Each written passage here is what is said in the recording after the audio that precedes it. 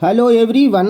आज का टॉपिक बहुत ही इंटरेस्टिंग है, इसलिए आप लोग इस वीडियो को पूरा देखें और ध्यान से देखें ताकि एक भी पॉइंट मिस ना हो। आज हम लोग इस वीडियो में वर्थ और डिज़र्व के प्रयोग के बारे में सीखने वाले हैं। वर्थ का अर्थ होता है लाइक और डिज़र्व का अर्थ होता है लाइक होना। अब हम लोग बिना देरी किए वर्थ और डिज़र्व के अंतर को समझें। आप लोग यहाँ हिंदी में लिखा हुआ दो सेंटेंसेस देख रहे हैं।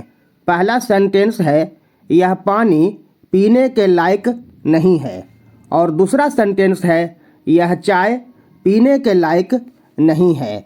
इस तरह के हिंदी सेंटेंसेस को इंग्लिश में ट्रांसलेट करने के लिए या इंग्लिश में बोलने के लिए आप लोग इस रूल को याद रखें। सबसे पहले सब्जेक्ट लिखें, उसके बाद सब्जेक्ट के अनुसार इज़ या आर या वाज या वर लिखें। उसके बाद नॉट लिखें, उसके बाद वर्द लिखें, उसके बाद मेन वर्ब में आईएनजी जोड़कर लिखें।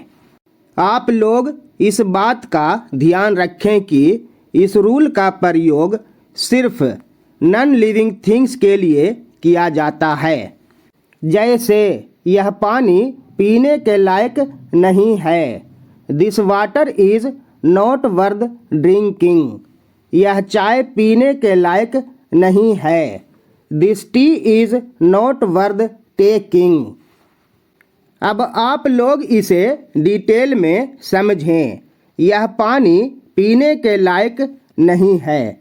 आप लोग यहाँ देख रहे हैं कि सबसे पहले सब्जेक्ट लिखा जाता है।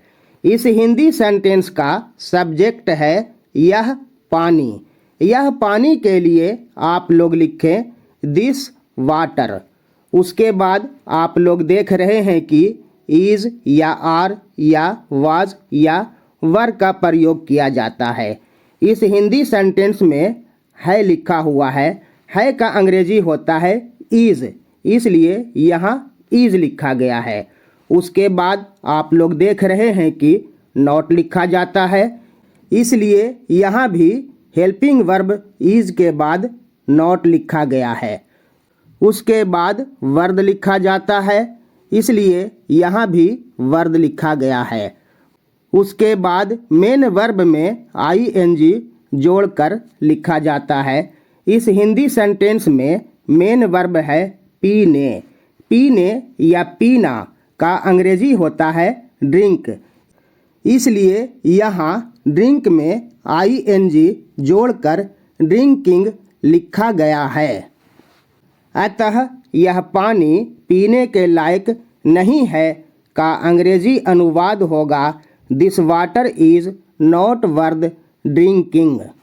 ठीक उसी तरह से यह चाय पीने के लायक नहीं है का अंग्रेजी अनुवाद होगा this T is not worth taking. आप लोग यह भी ध्यान रखें कि जब सेंटेंस प्रेजेंट टेंस में रहता है तो उसके साथ हेल्पिंग वर्ब इज़ या आर का प्रयोग किया जाता है, और जब सेंटेंस पास्ट टेंस में रहता है तो उसके साथ हेल्पिंग वर्ब वाज या वर का प्रयोग किया जाता है। साथ ही साथ आप लोग यह भी याद रखें कि सिंगुलर सब्जेक्ट के साथ सिंगुलर हेल्पिंग वर्ब का प्रयोग किया जाता है, और प्लूरल सब्जेक्ट के साथ प्लूरल हेल्पिंग वर्ब का प्रयोग किया जाता है। अब आप लोग पास्ट टेंस के भी कुछ एग्जाम्पल्स को देखें और इसे समझें। वो पानी पीने के लायक नहीं था, that water was not worth drinking. वह खाना खाने के लायक नहीं था, that food was not worth eating. अब आप लोग लिविंग थिंग्स के कुछ एग्जाम्पल्स को देखें और इसे ठीक से समझें। तुम मेरे दोस्ती के लायक नहीं हो, वह मेरे प्यार के काबिल नहीं है। इस तरह के हिंदी सेंटेंसेस को इंग्लिश में बोलने के लिए या ट्रांसलेट करने के लिए आप लोग इस रूल का प्रयोग करें। सबसे पहले सब्जेक्ट लिखें, उसके बाद सब्जेक्ट के नंबर के अनुसार डू या डज या डिड लिखें। उसके बाद नॉट लिखें, उसके बाद डिज़र्व लिखें, उसके बाद ऑब्जेक्ट लिखें। जैसे तुम मेरे दोस्ती के लायक नहीं हो, you don't deserve my friendship. वह मेरे प्यार के काबिल नहीं है, he doesn't deserve my love. अब आप लोग इसे डिटेल में समझें। तुम मेरे दोस्ती के लायक नहीं हो। आप लोग यहाँ देख रहे हैं कि रूल के अनुसार सबसे पहले सब्जेक्ट लिखा जाता है। इस हिंदी सेंटेंस में सब्जेक्ट है तुम का अंग्रेजी होता है यू, इसलिए यहाँ सबसे पहले यू लिखें। उसके बाद आप लोग देख रहे हैं कि सब्जेक्ट के अनुसार डू या डज या डिड लिखा जाता है। इस हिंदी सेंटेंस के सब्जेक्ट के अनुसार यहाँ डू लिखा जाएगा, इसलिए यहाँ डू लिखा गया है। उसके बाद नॉट लिखा जाता है, इसलिए यहाँ नॉट लिखा गया है। आप लोग यह ध्यान रखें कि डू नॉट को शॉर्ट में डोंट लिखा जाता है, इसलिए यहाँ हम डू नॉट को शॉर्ट में डोंट लिखा है।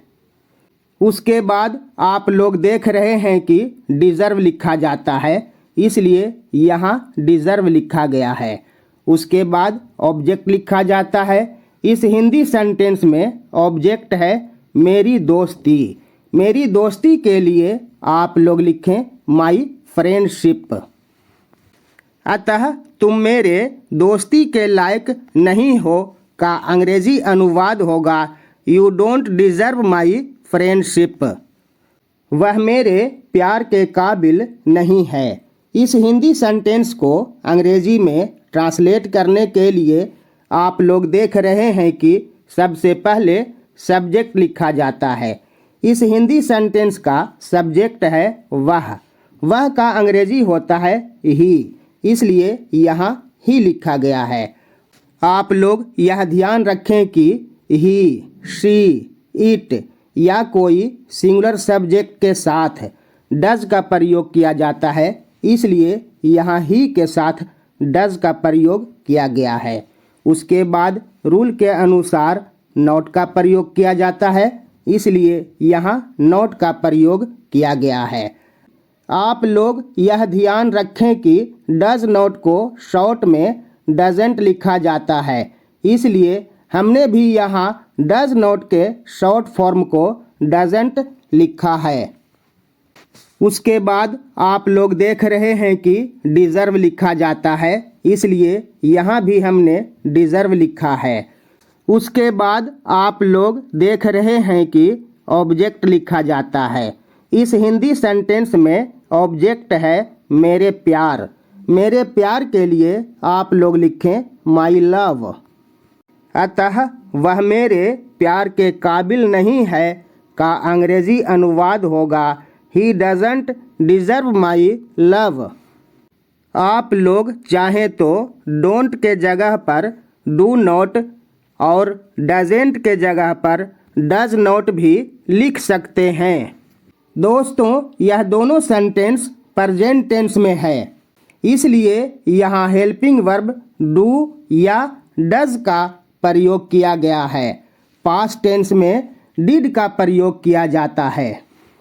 आप लोग यह याद रखें कि ही, शी, इट या कोई सिंगुलर सब्जेक्ट के साथ डज का प्रयोग किया जाता है और आई, वी, दे, यू या कोई प्लुरल सब्जेक्ट के साथ डू का प्रयोग किया जाता है तथा पास्ट टेंस में सभी सब्जेक्ट के साथ डिड का प्रयोग किया जाता है। सब्जेक्ट वर्ब एग्रीमेंट से रिलेटेड हमने एक वीडियो बहुत पहले ही अपलोड कर चुके हैं। आप लोग उस वीडियो को ज़रूर देखें। वह वीडियो आप लोगों के लिए बहुत ही हेल्पफुल है। वह तुम्हारे लायक नहीं था। He didn't deserve you. आप लोग ध्यान दीजिए कि यह सेंटेंस पास्ट टेंस में है, इसलिए यहाँ हेल्पिंग वर्ब डिड का प्रयोग किया गया है। अगर यह सेंटेंस प्रेजेंट टेंस में होता तो यहाँ हेल्पिंग वर्ब डज का प्रयोग किया जाता। आई होप आप लोग इस तरह के हिंदी सेंटेंसेस को इंग्लिश में ट्रांसलेट करने के लिए या बोलने के लिए ठीक से समझ गए होंगे। अगर आप लोगों को यह वीडियो पसंद आए तो आप लोग इस वीडियो को लाइक करें, शेयर करें और हमारे चैनल को सब्सक्राइब करें। दोस्तों, इस वीडियो को हम क्लोज करते हैं। मिलते हैं फिर नेक्स्ट वीडियो में।